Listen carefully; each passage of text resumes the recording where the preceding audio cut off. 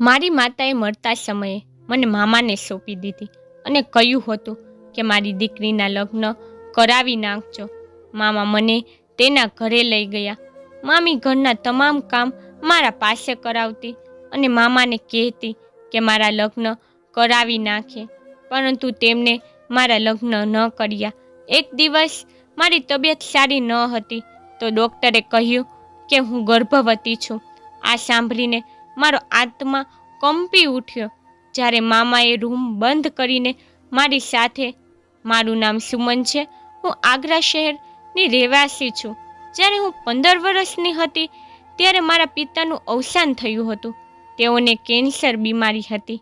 હું મારા માતા પિતાની એકમાત્ર સંતાન હતી. મારા પિતાના મૃત્યુ પછી મારી માતાએ જ મારો ઉછેર કર્યો હતો, પરંતુ મારા પિતાની બજારમાં 2 દુકાનો હતી જેના ભારેથી અમારા પરિવારનું ગુજરાન ચાલતું હતું. પણ મારા કમનસીબે જ્યારે હું 17 વર્ષની થઈ ત્યારે મારી માતા પર અચાનક બીમાર પડી અને ટેસ્ટ કરાવ્યા પછી માતાને ખબર પડી કે તેને બ્લડ કેન્સર છે. તેના છેલ્લા દિવસો છે. ડૉક્ટરે કહ્યું હતું કે આ બીમારી મારા પિતાના કારણે જ થઈ છે. જો તે 2 વર્ષ પહેલાં જાતે ટેસ્ટ કરાવ્યો હોત તો સમયસર તેની સારવાર કરાવીને અમે બચાવી લેત, પરંતુ હવે ખાલી પ્રાર્થનાની જ જરૂર છે. ડૉક્ટરે એ પણ કહ્યું હતું કે આ થોડા દિવસની મહેમાન છે. અને પછી એવું જ થયું. એક દિવસ અચાનક માતાની તબિયત ખરાબ થઈ ગઈ. ડૉક્ટરે કહ્યું કે તમે જલ્દી તમારા નજીકના સંબંધીઓને બોલાવો જેથી તેઓ તમારી માતાને છેલ્લી વાર મળી શકે. મારા એક મામા હતા જેના લગ્ન થઈ ગયા હતા. મારી માતાની મામા સાથે સારી બનતી હતી. તે જ સમયે મામા પર હોસ્પિટલમાં હાજર હતા અને જ્યારે મારી માતાના અંતિમ ક્ષણો આવ્યા ત્યારે મારી માતાએ મને મારા મામાને સોંપી અને તેને કહ્યું કે તમે મારી દીકરીનું ધ્યાન રાખજો. હવે તમે જ મારી દીકરીને સહારો છો. મારી દીકરી સુમન હવે યુવાન થઈ ગઈ છે. તમે સારો સંબંધ જોઈને તેના લગ્ન કરાવી નાખજો. અને મારા મામાએ તેને રડતા રડતા સાંત્વના આપી. તે પછી રાતના સમયે મારી માતાએ આ દુનિયા છોડી નાખી. હું મામાના સાથે તેના ઘરે આવી. મામાએ જ મારી માતાનું અંતિમ સંસ્કાર કર્યું હતું. મારા મામાને 2 બાળકો હતા અને મારી મામી પણ યુવાન હતી. મામાએ તેની પત્નીને કહ્યું કે સુમન આપણી સાથે જ રહેશે, પણ મારી મામી આ બાબતથી ખુશ ન હતા. તેને એવું કહેવું હતું કે કોઈની યુવાન દીકરીનું બોજ આપણા માથે શું કામ લઈ.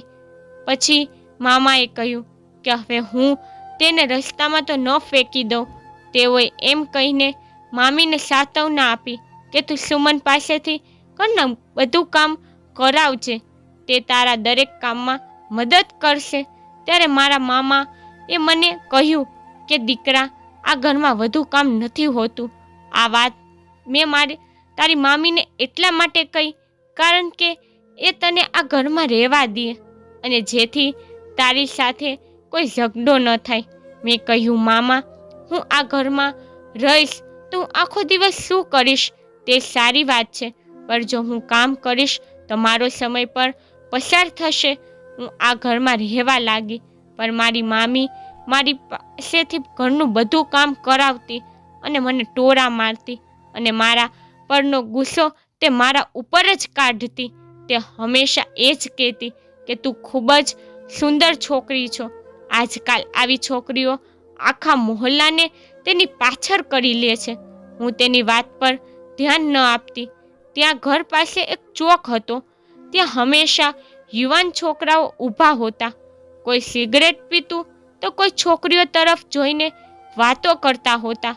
તેઓને ત્યાંથી હટાવવાનો પ્રયાસ કરવામાં આવ્યો હતો, પરંતુ તે ત્યાંથી જતા જ ન હતા.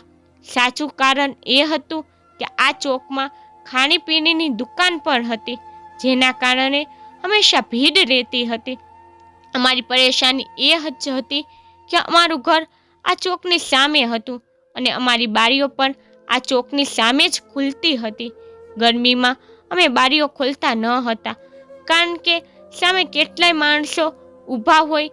એક દિવસ સવારે દૂધવાળો આવ્યો ત્યારે હું જાગી રહી હતી. આ બધું કામ મામા કરતા હતા, પરંતુ આજે તેની તબિયત ખરાબ હતી. તે સૂતા હતા. હું વાસણ સાફ કરીને બહાર જઈને દૂધ લેવા ગઈ ત્યારે મને દૂધવાળાએ કહ્યું, તમે કોણ છો? મેં તમને પહેલાં જોયા નથી. દૂધવાળો પણ એક યુવાન હતો. મેં કહ્યું કે હું પણ આ ઘરમાં રહું છું. તેને કહ્યું, એક વાત બોલું, તમને ખોટું તો નહીં લાગે ને? મેં કહ્યું, હા કહો. તો તેને કહ્યું કે તમે ખૂબ જ સુંદર છો. ત્યારે મેં આ વાતને અનસુની કરી નાખી. એટલી જ વારમાં મામી ત્યાં આવી અને દૂધવાળાની સામે મને ઠપકો આપવાનું શરૂ કર્યું અને કહ્યું, હું જાણું છું તું ખૂબ જ ચાલાક છોકરી છે. તેથી હું દોડીને અંદર આવી ગઈ. ત્યારબાદ પછી મારા મામા આવ્યા અને ત્યારે મામીએ મારા મામાને આ વાત કહ્યું કે તમારી લાડલી તેના રંગરૂપ દેખાવીને દૂધવાળા સાથે વાત કરી રહી હતી અને તે ઊભો રહીને તેના વખાણ કરી રહ્યો હતો. મેં કહ્યું, મામા એવું કંઈ ન હતું. મામીને ગેરસમજ થઈ છે. મારી મામીએ કહ્યું કે બકવાસ ન કર, હું બધું જાણું છું. મારા મામા માથું પકડીને બેસી ગયા. તેને સમજાતું ન હતું કે તે શું કરે. તેને મને કડક શબ્દોમાં કહ્યું કે હવે કંઈ પણ આવું થયું તો મારાથી ખરાબ કોઈ ન હોય. તારે બહાર જવાની જરૂર નથી. હું આખો દિવસ આજ વિચારતી રહી, આમાં મારી શું ભૂલ છે? શું સુંદર હોવું એ મારી ભૂલ છે? પછી મારું જીવન આમ જ ચાલતું હતું અને મામા પણ મને દરેક વાત પર ઠપકો આપતા હતા. કદાચ તે મામીને ખુશ કરવા માટે આ બધું કરતા હતા, પરંતુ આ બધું હોવા છતાં મારી મામીની નફરત પૂરી જ ન થતી અને તે વારંવાર કહેતી હતી કે આ સારી છોકરી નથી, તેને ઘરમાંથી કાઢી નાખો. તેનું કેટલાય છોકરાઓ સાથે અફેર છે. મામી તો મારી દુશ્મન બની ગઈ હતી. આજકાલ અમારા મોહલ્લામાં એક વાત ફેલાઈ ગઈ હતી કે આ મોહલ્લાની એક છોકરી સાથે કોઈએ ઘણું ખરાબ કર્યું હતું, પરંતુ તે છોકરી કોઈ સામાન્ય છોકરી ન હતી. તે મોટા પરિવારની દીકરી હતી. તેથી જ આ મામલો પોલીસને મોકલવામાં આવ્યો હતો અને મોહલ્લાના રખડતા છોકરાઓને પકડવામાં આવ્યા હતા કે આ છોકરી સાથે આવું કોણે કર્યું તે જાણવા માટે તપાસ કરવામાં આવી હતી. મને આ વાત મારી મામી પાસેથી જ ખબર પડી. છોકરીનો પરિવાર ખૂબ જ અમીર હતો. તેને કહ્યું હતું કે આ મોહલ્લાની તમામ છોકરીઓ અમારી દીકરીઓની જેમ છે અને અમારી દીકરી સાથે આવું બન્યું છે તો કાલે બીજાની દીકરી સાથે પણ આવું થઈ શકે છે. તેથી જ આ ગુનેગારને પકડવો ખૂબ જ જરૂરી છે. અને એક અઠવાડિયામાં તે ગુનેગાર પકડાઈ ગયો. તે છોકરો તેમનો જ કોઈ સંબંધી હતો અને તે આ મોહલ્લામાં જ રહેતો હતો. એક દિવસ મારી મામીએ મને ખોટી વાતો કહેવાનું શરૂ કર્યું, કારણ કે આજે મારા હાથમાંથી કાચનો ગ્લાસ તૂટી ગયો હતો. તેને કહ્યું કે તું તારી જાતને ખૂબ નાજુક માને છે. તને તારી સુંદરતા પર બહુ ગર્વ છે. હું તને આ ઘરમાંથી બહાર કાઢવીને જ રહીશ. મને તે વારંવાર ઠપકો આપતી હતી. મેં પણ તેને કહ્યું, જો તમે મને અહીંથી બહાર કાઢવા માંગો છો તો મને બહાર કાઢી નાખો. તમારા પતિ પાસે કંઈ ચાલતું નથી, બસ મને જ વાતો સંભળાવો છો. જો તમે મને બહાર કાઢી મૂકશો તો હું મારા માટે બીજે ક્યાંક વ્યવસ્થા કરી લઈશ. દુનિયા ખૂબ જ મોટી છે. તમારો કારણ વગરનો ગુસ્સો મારો જીવ લઈ લેશે. આખરે મેં તમારું શું ખરાબ કર્યું છે? હું રોજ આખો દિવસ ઘરનું બધું જ કામ કરું છું, પણ તમે કેવું બોલો છો? હવે મારા અંદરનું ધીરજ પૂરું થઈ ગયું છે. હું મારી મામી સાથે ઝઘડો કરવા માંગતી ન હતી, પણ તેને મને મજબૂર કરી હતી. પરંતુ અજીબ વાત એ હતી કે રાત્રે તેને મારા મામાને મારા વિશે ફરિયાદ ન કરી. મને લાગ્યું કે કદાચ મારી મામીના દિલમાં મારા માટે જગ્યા બની ગઈ છે. તે વિચારવા લાગી કે તે મારી સાથે કોઈ કારણ વગર નફરત કરીને મારી સાથે ખોટું કરી રહ્યા છે. હા, હું ઈચ્છતી હતી કે તે કદાચ મારા વિશે સારું ન વિચારે, પણ ઓછામાં ઓછું તે મારી સાથે ખરાબ વાત તો ન કરે. મેં એવું પણ વિચાર્યું કે મારે મારા મામાને મારા લગ્ન માટે કહેવું જોઈએ, જેથી હું તેમના ઘરેથી ચાલી જાઉં. પરંતુ મારા લગ્ન વિશે વાત કરવાની મારામાં હિંમત ન હતી. એક દિવસ મારી તબિયત ખૂબ જ ખરાબ હતી. મને ખબર ન હતી કે મારી સાથે શું થઈ રહ્યું હતું.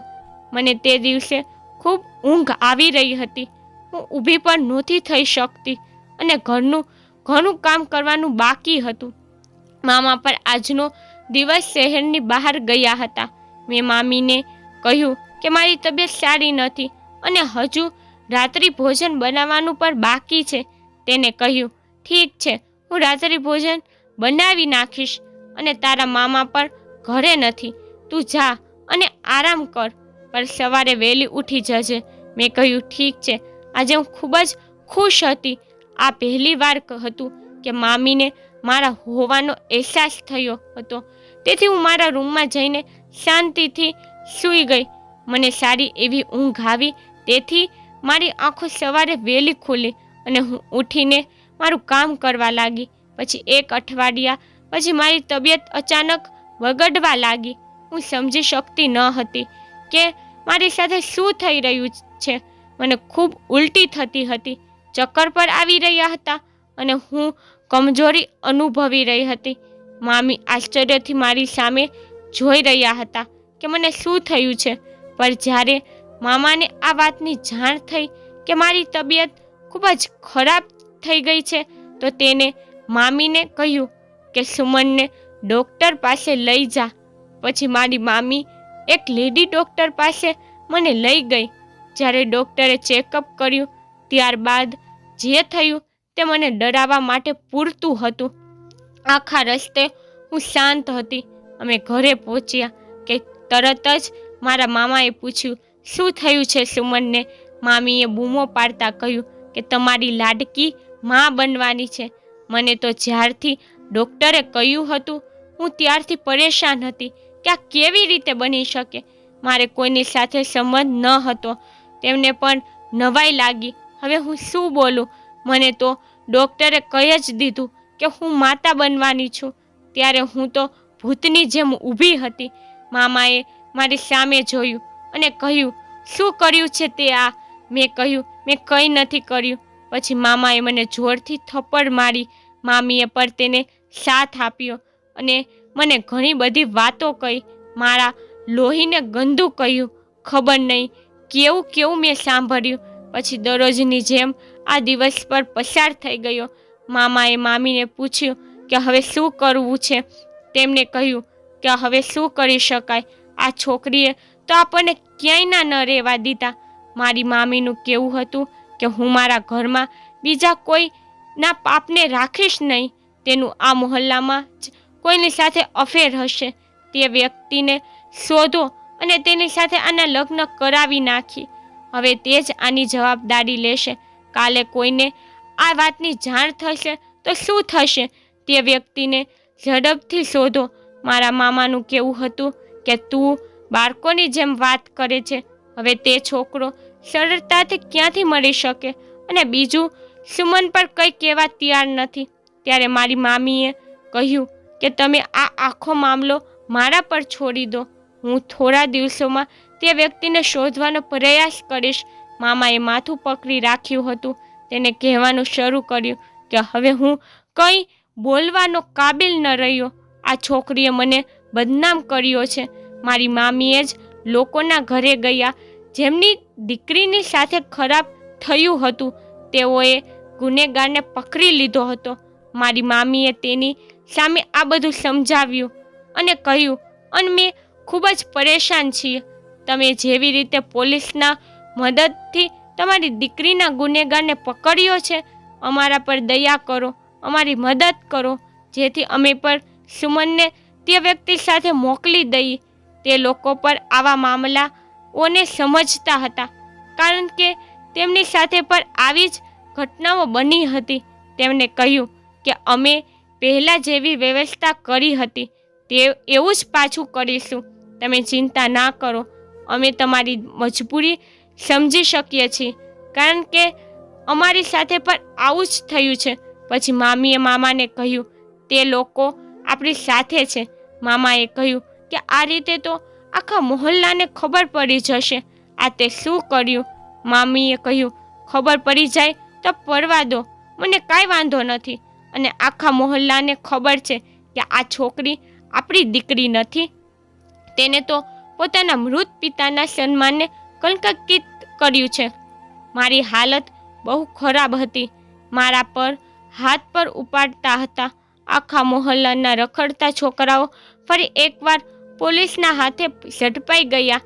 મારો તમાશો સમગ્ર મોહલ્લામાં રચાઈ રહ્યો હતો. મને એ રાત યાદ આવી જે રાત્રે હું બેહોશ થઈ ગઈ હતી. તે રાત્રે મારી સાથે કંઈ થયું નથી ને? હું દરેક રીતે વિચારતી હતી. હું વારંવાર વિચારતી હતી, પણ મને કંઈ યાદ આવતું ન હતું કે હું કેવી રીતે માં બની શકું. લોકો કહેતા કે આ છોકરી ચરિત્રહીન છે અને ગુનો કરીને છોકરાનું નામ પણ નથી બોલતી. મારી મામીનું કહેવું હતું કે તેને જ્યારે ખબર પડી જશે કે મેં જે છોકરા સાથે ચહેરો કાળો કર્યો છે તો મામી તેને કંઈ નહીં બોલે, પરંતુ મારા લગ્ન તેની સાથે કરાવી નાખશે. મેં છેલ્લી વાર મારા મામીને કહ્યું કે મેં આવું કંઈ કર્યું નથી અને મને ખબર નથી કે મારી સાથે આ બધું કેવી રીતે થયું. મારો ભગવાન જાણે છે કે હું નિર્દોષ છું. પછી મામીએ કહ્યું, આટલો મોટો ગુનો કર્યા પછી તારે ભગવાનનું નામ ન લેવું જોઈએ. અને પછી એ દિવસ પર આવ્યો જ્યારે આ ફેસલો આવવાનો હતો. પકડાયેલા તમામ છોકરાઓનું DNA ટેસ્ટ કરાવવામાં આવ્યું અને મારો ગુનેગાર પકડાઈ ગયો. તે બીજો કોઈ નહીં પણ આ મોહલ્લામાં બેઠો રહેતો ત્યાંનો એક ફકીર હતો અને તેની સાથે મારો DNA ટેસ્ટ મેચ થયો હતો. તેનો અર્થ એ હતો કે આ બધું તેને કર્યું હતું. મારા મામાએ કહ્યું કે હું આ અંગે પોલીસ કેસ કરીશ, કારણ કે મારી ઇજ્જત પર હુમલો થયો છે. પરંતુ મામીએ કહ્યું કે આમ કરવાથી કોઈ ફાયદો થશે નહીં. તમે સુમનના લગ્ન આ ફકીર સાથે કરાવી દો અને હવે આ મામલાને ખતમ કરો. મારા મામાએ મને કહ્યું કે મેં તારી માતાને વચન આપ્યું હતું કે હું તારી સંભાળ રાખીશ. હું ક્યાંક સારો સંબંધ જોઈને તારા લગ્ન કરાવીશ, પરંતુ તે પોતે જ તારું જીવન બરબાદ કર્યું છે. હું બહુ હેરાન હતી. મેં ખૂબ ચીસો પાડી, પરંતુ કોઈએ મારી વાત ન સાંભળી. મારા મામાએ મારી સામે જોયું, પણ નહીં, તે ઘર છોડીને બહાર ચાલ્યા ગયા. અને મારી મામીએ પણ તે ફકીરની સાથે મને એમ વિદા કરી જેવી રીતે કોઈ ફકીરને ભીખ આપતા હોય. તે ફકીર પણ કહ્યું કે મેં કંઈ કર્યું નથી, પરંતુ પછી મારી સુંદરતા જોઈને તે પણ ચૂપ થઈ ગયો હતો. મારા લગ્નને ફકીર સાથે થઈ ગયા. મારી મામીએ તેને કહ્યું કે હવે તું આને લઈને રસ્તા પર બેસજે અથવા કંઈક ઝૂંપડામાં ચાલ્યો જાજે. હવે આ તારી જવાબદારી છે. અમારી પાસે આ છોકરીને પાછો લઈને ન આવતો. અમારો તેની સાથે કોઈ સંબંધ નથી. મેં જતી વખતે મામીને માત્ર એટલું જ કહ્યું કે તમે મારી સાથે સારું નથી કર્યું, પણ મારી મામીને તેની કંઈ પણ પરવા ન હતી અને હું તે ફકીરની સાથે ચાલી ગઈ. પણ જ્યારે તે મને તેના ઘરમાં લાવ્યો ત્યારે હું આશ્ચર્યચકિત થઈ ગઈ. તેનું ઘર ઘણું મોટું અને સ્વચ્છ હતું અને થોડા સમય પછી તેને એવું વર્તન કર્યું કે મારા પગ નીચેથી જમીન નીકળી ગઈ. તેને પોતાની દાઢી ઉતારવાનું શરૂ કર્યું. તેને પોતાનો દેખાવ બદલાવાનું શરૂ કર્યું. જ્યારે મેં તેને જોયું તો મને આશ્ચર્ય થયું કે તે ફકીર નથી. તે કોઈ વ્યક્તિ જેની ઉંમર કદાચ 20 કે 25 વર્ષ હશે. તેને કહ્યું કે હું ફકીર નથી, પરંતુ હું એક ગેંગનો વ્યક્તિ છું. હું જાસૂસી કરવા માટે આવી રીતે બનીને કામ કરવું પડે છે. તમારા મોહલ્લામાં કેટલાક છોકરાઓ શરાબ અને ડ્રગ્સ મોકલે છે અને હું તેમની તપાસ કરવા ત્યાં ફકીર બનીને જતો હતો અને મેં તારી સાથે કંઈ કર્યું નથી. હું ઈચ્છતો તો તારી સાથે ગમે તે કરી શકત, પણ તને જોયા પછી હું તારા પ્રેમમાં પડી ગયો અને બધાના કહેવાથી મેં તારી સાથે લગ્ન કર્યા. હવે તું મારી પત્ની છે, પરંતુ હું હવે શોધીશ કે તારી મામીએ તારી સાથે શું કર્યું છે. ચિંતા ન કરતી, પણ કદાચ મારું નસીબ એટલું ખરાબ ન હતું. મારા પતિએ જલ્દીથી આ બાબતનો ઉકેલ શોધી કાઢ્યો અને ખબર પડી કે હું ગર્ભવતી નથી, પરંતુ મારી મામીએ ડૉક્ટરને પૈસા આપીને ખોટું બોલાવ્યું હતું. તેને મારી સાથે જૂઠું બોલ્યું હતું અને મોહલ્લાના લોકો સાથે પણ જૂઠું બોલ્યું હતું અને મને બીમાર કરવાની દવાઓ પણ આપી હતી. જ્યારે રિપોર્ટ આવવાનો હતો ત્યારે ત્યાં પણ પૈસા આપીને આ બધું કરાવવામાં આવ્યું હતું, કારણ કે મોહલ્લાની ઘણી સ્ત્રીઓ મારી મામી સાથે મળી ગઈ હતી, પણ તે મારી મામીની ખૂબ સારી મિત્ર પણ હતી અને આ બધું કરવામાં તેઓએ મારી મામીની મદદ કરી હતી. હું આશ્ચર્યચકિત થઈ ગઈ કે કેવી રીતે મારી મામીએ મારું જીવન બરબાદ કરવા માટે આટલું બધું કર્યું હતું. આ વ્યક્તિનું નામ અમન હતું. તેને કહ્યું કે હવે તે લોકો સાથે તારો કોઈ સંબંધ નથી. તું મારી પત્ની છો, પણ આપણે ચોક્કસ આ મોહલ્લાના લોકોને સાચી વાત કહીશું, પરંતુ હું ક્યારેય મારી હકીકત જણાવીશ નહીં, નહીંતર મારું કામ ખરાબ થઈ જશે અને મારી નોકરીનો મુદ્દો છે.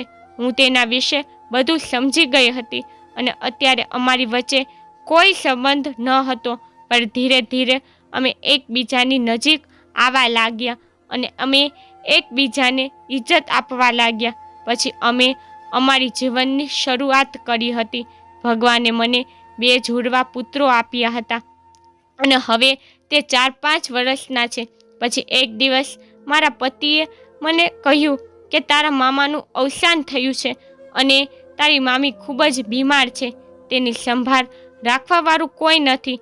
જો તમે કહો તો આપણે ત્યાં તેને મળવા જઈએ. મેં કહ્યું મારે તેની પાસે નથી જવું. તેઓએ મને ખૂબ જ દુઃખ આપ્યા છે. મેં મારા પતિને કહ્યું કે ભવિષ્યમાં તેનું નામ પણ ન લેતા. તમે કોઈને નફરત કરો અને તેનું જીવન બરબાદ કરી નાખો અને તેનું કોઈ કારણ પણ ન હોય. આવા માણસો માટે સારું કરવા જેવું મન જ ન થાય.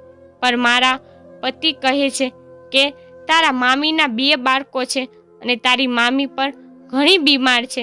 તારું જીવન તો સારું થઈ ગયું છે અને તું મારી સાથે ખૂબ જ ખુશ છો. તેથી જ તારી મામીને માફ કરી દે અને તેમની પાસે જઈને તેમની મદદ કર. પરંતુ મેં તેની વાત ન સાંભળી અને મારી મામીને પાસે માફી ન માંગી અને અમને નથી ખબર કે તેની હાલત કેવી છે. મિત્રો, તમને મારી સ્ટોરી કેવી લાગી મને કોમેન્ટમાં જરૂરથી કહેજો. જો તમે મારી ચેનલ પર નવા છો તો કૃપા કરી મારી ચેનલને સબસ્ક્રાઈબ કરી નાખજો. વિડીયોને લાઈક શેર કરતા આવજો.